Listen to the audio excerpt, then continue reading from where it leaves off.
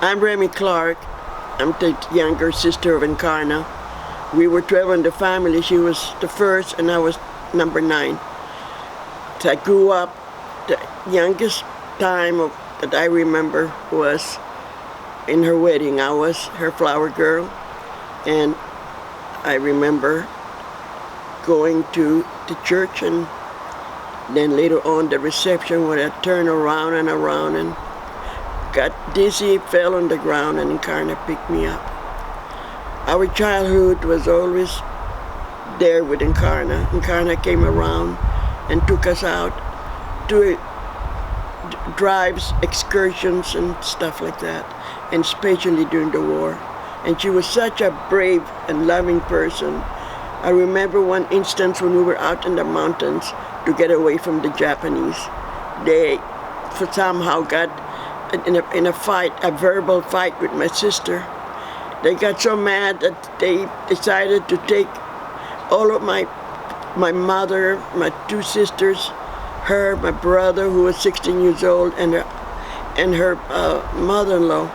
And we ended up, and we followed them down to the river, and by the side of the river, they gave them spades to dig their graves, and one of the Japs had taken his gun out, and he was so mad, and they were yelling, and my mother and all of them were just all yelling, and then they calmed down, and Encarna tried to talk to the Japanese, and then suddenly they started hitting them around, and especially the old lady, the mother-in-law, they slapped them around, and then they calmed down again, and then it was all over with. But Encarna and the whole melee went there and fought for all of them. Such a brave person. Then later on, in 1945, they went home.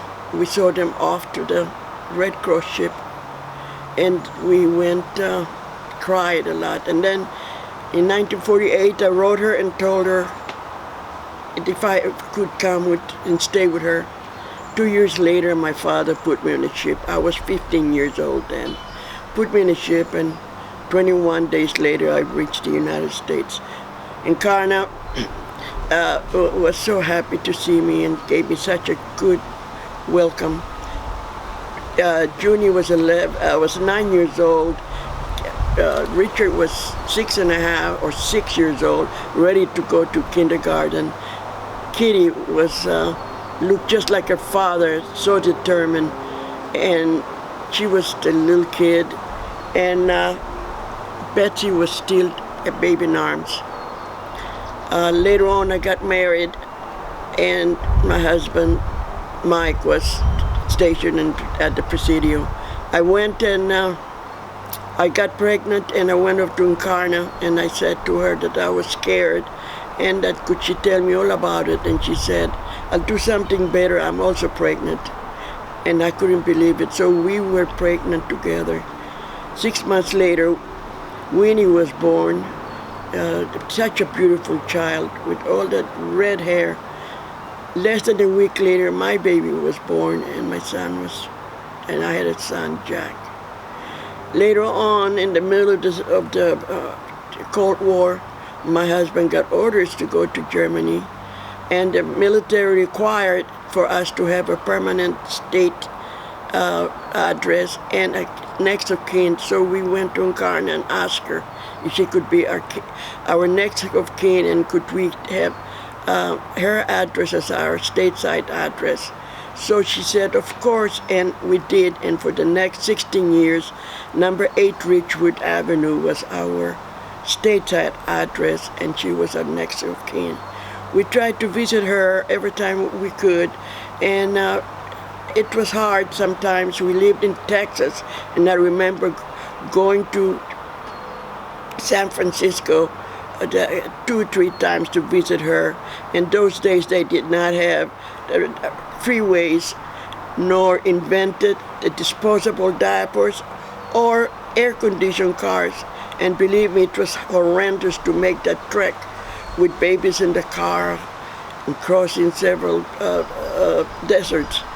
But we did, and we always were there for it every time we could. Later on, Mike was stationed at the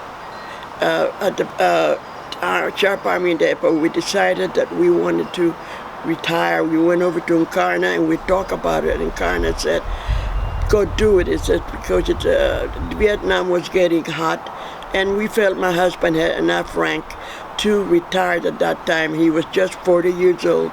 So we went for the next 2-3 weeks house hunting and looking at model homes. We ended up in San Jose, and Encarna said, "This is it.